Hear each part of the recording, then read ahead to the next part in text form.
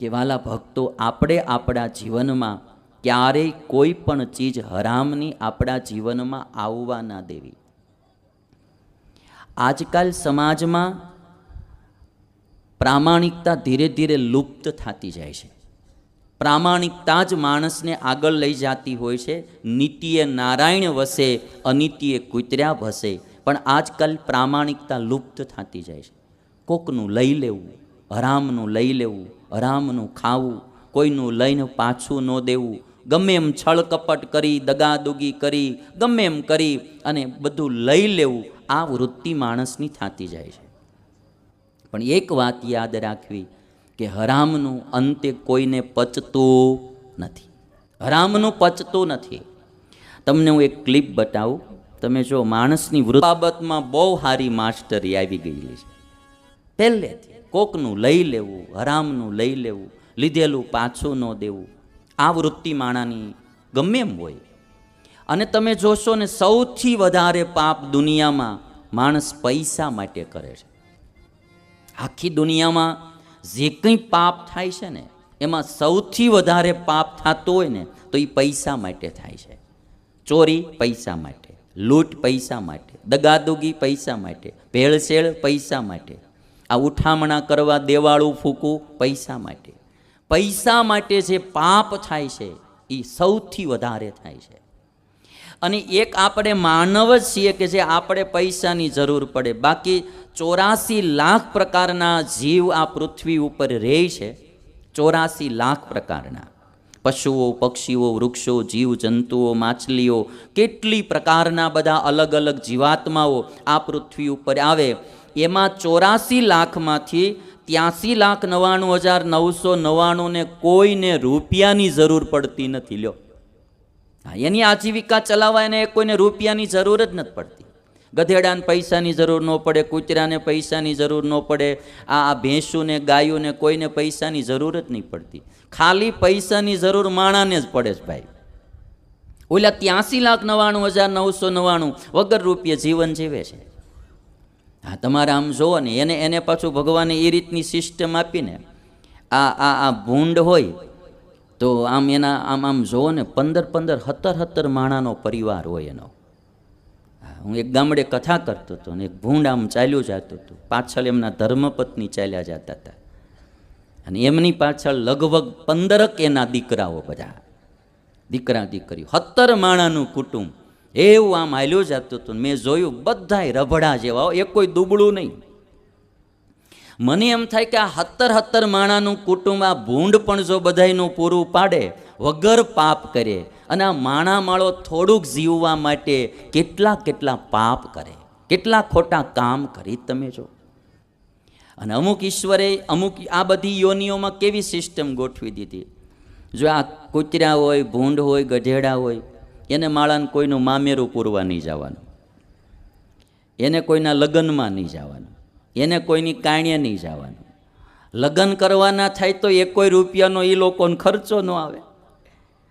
અને આ માણા બહુ ખોટું કર્યા કરે ને એટલે એને લગ્નમાં લાખો રૂપિયાનો ખર્ચો થાય ને 3 મહિને છૂટા છેડા કરવા એથી વધારે ખર્ચો થાય. હરામનું હરામમાં જાય. એક વાત બહુ પાકી છે. અને તમે જોશો કે બીજી 83,99,999 યોનિમાં કોઈ પાપ લાંબુ કરતા જ નથી. એટલે ઈવડા એમાં કોઈને આત્મઘાતે કરવી નથી પડતી. ઝાઝામાં ઝાઝા કોઈ ટેન્શનમાં જીવતા હોય ને આ દુનિયામાં તો માણા જીવે છે. ટેન્શન એટલું અને આત્મઘાતો એટલી, આ બધું જ માણસને છે. માટે મારે ને તમારે થોડોક વિચાર રાખવો, કોઈનું હરામનું લેવું નહીં. ભરતજીના જીવનમાંથી જે આપણું ન હોય એ આપણે લેવાય નહીં. મને એક વાત તમને સંભળાવું એ પહેલાં હું તમને ક્લિપ બતાવી દઉં. જો હરામનું ખાવામાં હું બાજુથી પાટું ને એક બાજુથી દિવાલ. આ ક્લિપ મને એટલા માટે ગમે, હું તમે ક્યારેય પણ કંઈ હરામનું લેવા કે ખાવા જઈએ ને, ઉપરવાળો એકવાર વોર્નિંગ તો આપતો જ હોય છે. હા, કે ભાઈ તું આ ખોટે માર્ગે છે, આમાં આ માર્ગ બરાબર નથી. એકાદી વાર એ આપણે એમાંથી છટકી બી જાતા હોઈએ છીએ, પણ જો છતાંય આપણે સાવચેત ના બનીએ તો પછી છેલ્લે પાટાવાળી તો થાય તે.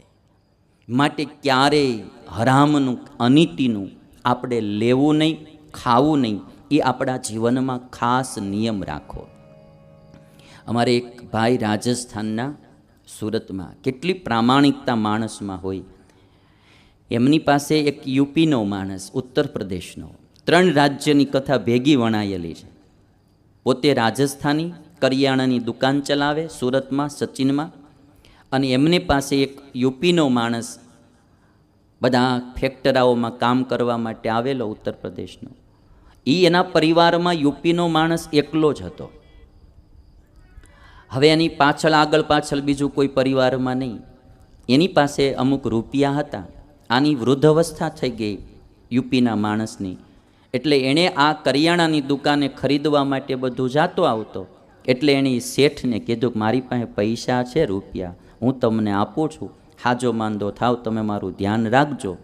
એટલે 18 લાખ રૂપિયા એ યુપીના માણસે આ રાજસ્થાની માણસને આપ્યા. આજથી 3 વર્ષ પહેલાં એ રાજસ્થાની ભાઈ એક દિવસ ઓલા યુપીના માણસને લઈને મારી પાસે આવ્યા મંદિરે. અને મને કહે, સ્વામી, આ ભાઈએ 18 લાખ રૂપિયા મને આપ્યા છે, એ મને એને 2 સિવાય કોઈને ખબર નથી. આ માણસને દારૂ પીવાની ટેવ છે.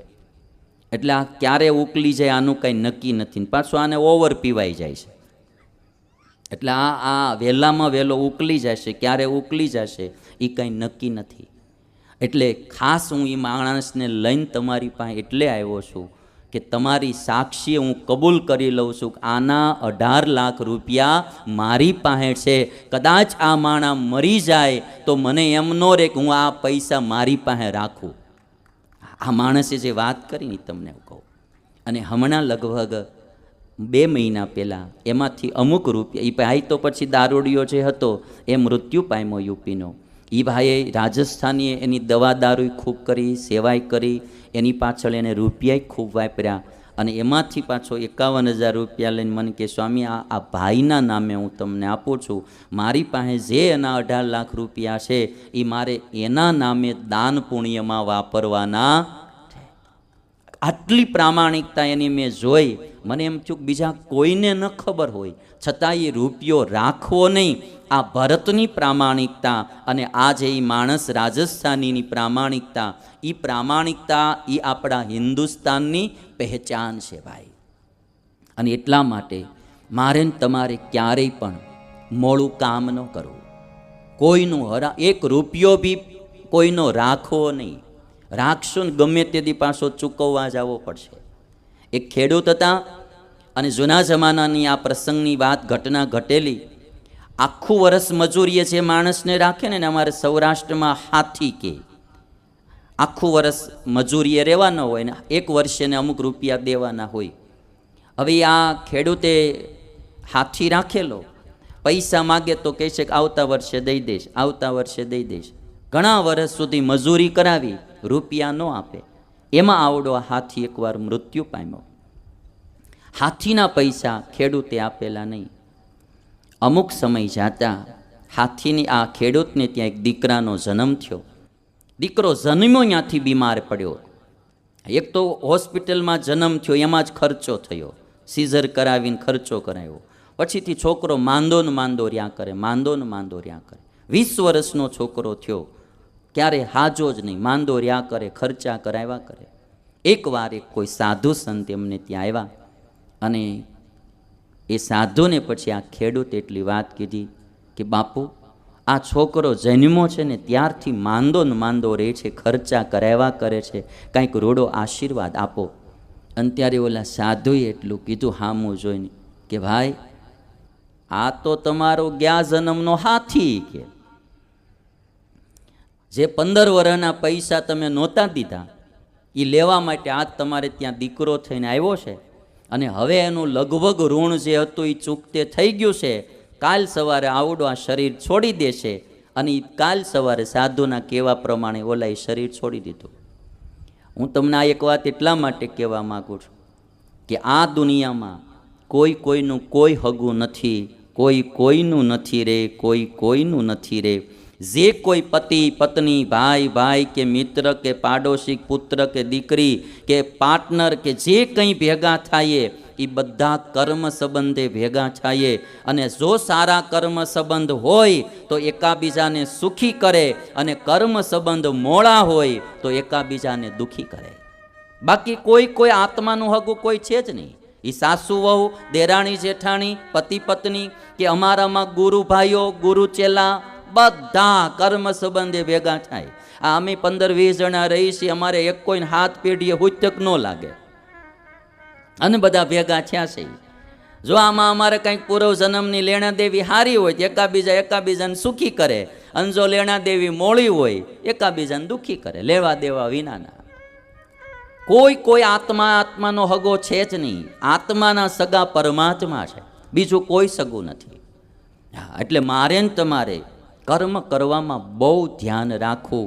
કર્મનો વેપાર છે ભાઈ, આ બધો કર્મનો વેપાર.